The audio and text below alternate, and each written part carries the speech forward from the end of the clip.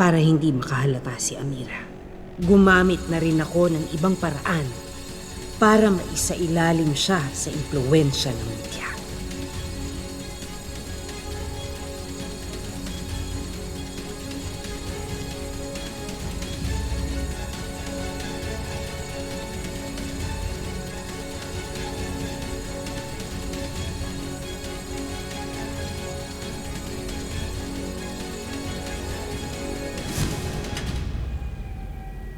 Alam kong hindi ako maaapektuhan nito dahil nadiskubre ko rin ang mga halamang gamot na mabisang panangga sa epekto ng mutya. Nagsimula tayo. Naiisa lang ang layunan, Amira. At yan ay ang pabaksakin ng mga tera.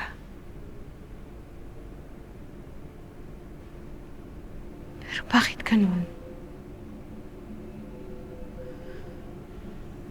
Kumakalas ka.